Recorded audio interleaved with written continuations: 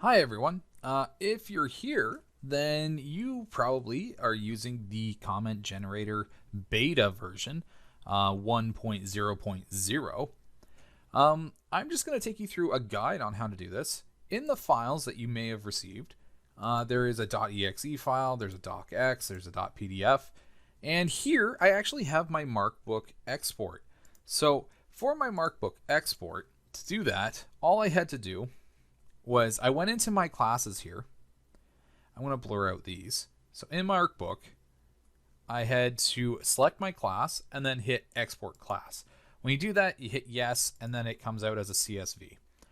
I'm not going to do that now because I've already done it, and then I moved it over into this folder so that I can find it easier and show you guys an easier method how to do this very easily, and all my files are right here that I need.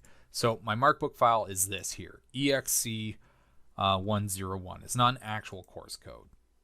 Okay, so how does this work? Well, if you didn't want to read the guide, I'm going to talk you through it. You're going to hit the .exe file. And I've already found a few bugs. One's pretty major, and I'll talk you through how to avoid running into trouble with it. So here's the comment starter generator. So all you do is you hit Markbook file. You find your file, hit open. Pretty straightforward. It has it loaded in there. Then I'm going to hit generate expectation template. The reason why we need to do this is because we need to assign expectations to each assignment. So what we'll notice here, I'm going to zoom in for us so that we can see a little bit better. View, zoom to selection. There we go. That makes it nice and easy to see. The reason we have to do this is because if we don't, then it doesn't really know what to use.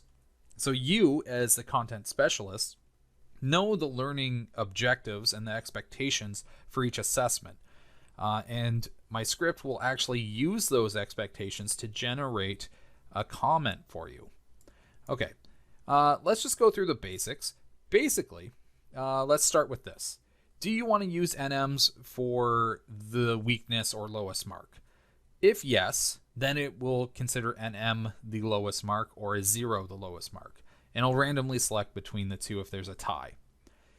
In this case, I put yes, but I'm going to change this to no because I don't want to use NMs. Okay, and it only considers the ones that I select, or the assessments I select.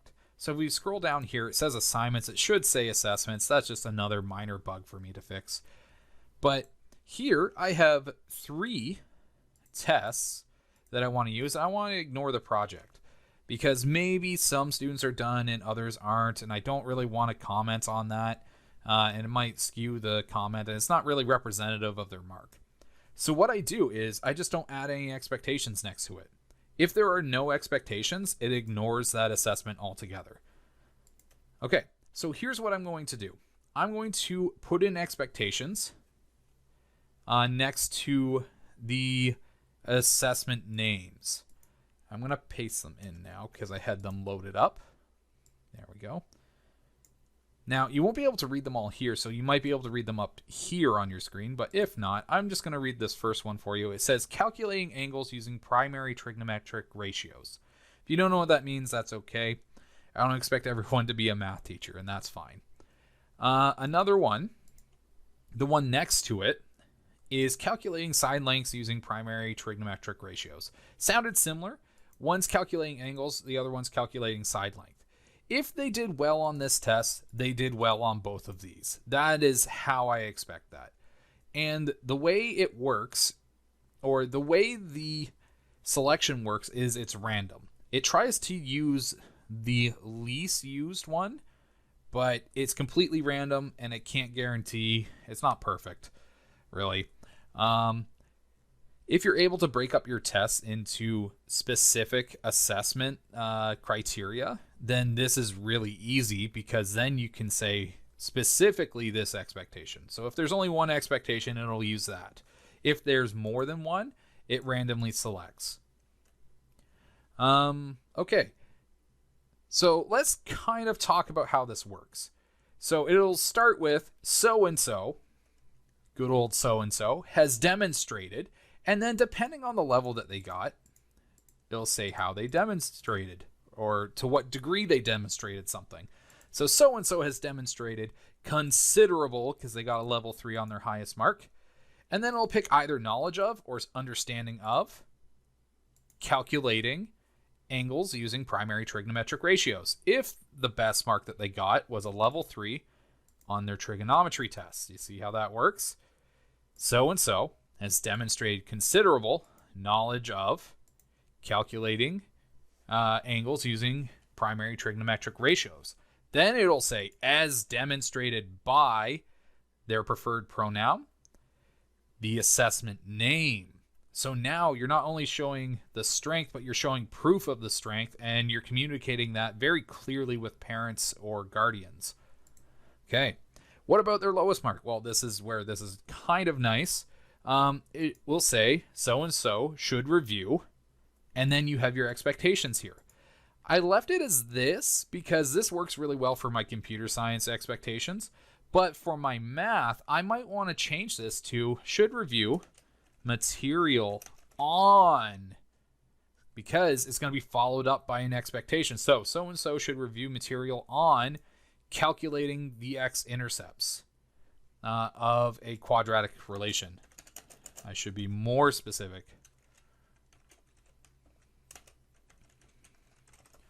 There we go. All the math teachers watching cringed at the lack of wording there. Okay.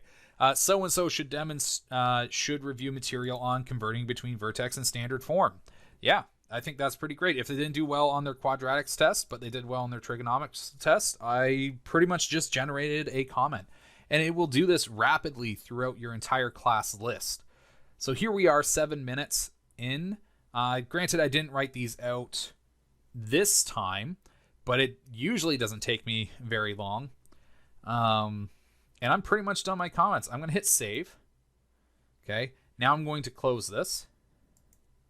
And there's this weird bug that I notice now. If you look at the top one, it's a / and these are all backslashes.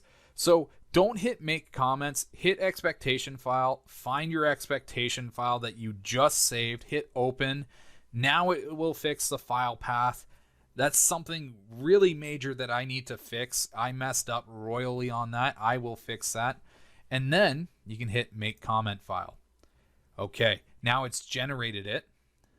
And it asks if I would like to continue making comment files. If I have multiple classes, I might hit yes. Right now, I'm just showing you one, so I'm going to hit no. And then it comes up with another question. Would you like to see the file you just made? Well, if I hit yes, because obviously I want to show you what I just made.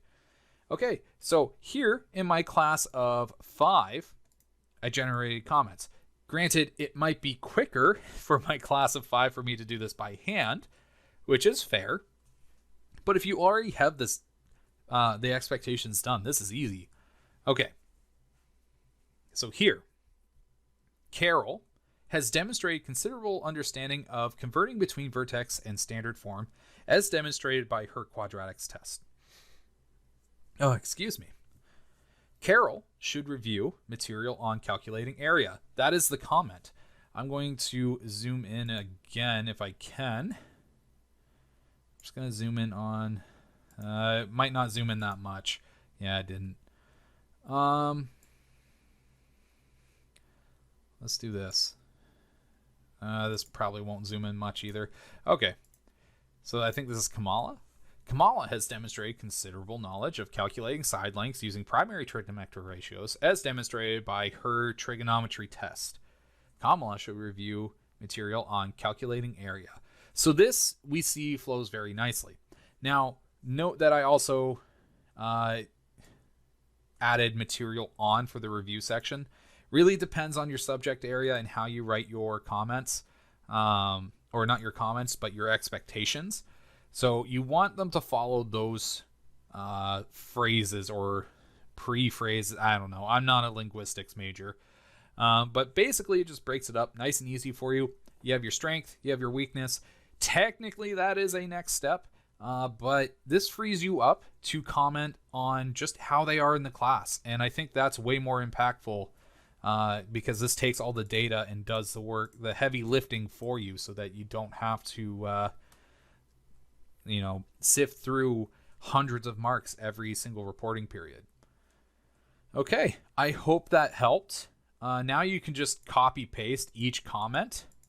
So you just copy, and then you can paste that over into Markbook. And there you go. There's like 2/3 of your comments just done. I hope this helps. Remember, there's that one bug in the comment generator where after you make your expectations file, so after you have your expectations file here and you've done it and saved it, make sure to hit the expectations file to open it back up. It's a big, horrible bug that I need to fix, but I have no way to distribute without a giant headache of turning off your firewall. Anyway, I hope that helps. If you have any questions, feel free to let me know. I will post a link to the comment generator releases page on my GitHub. I'll be posting any updates there once I have new executable files for you to download and use. And it's not complete. Remember, this is the beta. We're going to find bugs and issues. And yeah, that's expected. Okay, have a good day, and I hope this saves you some time.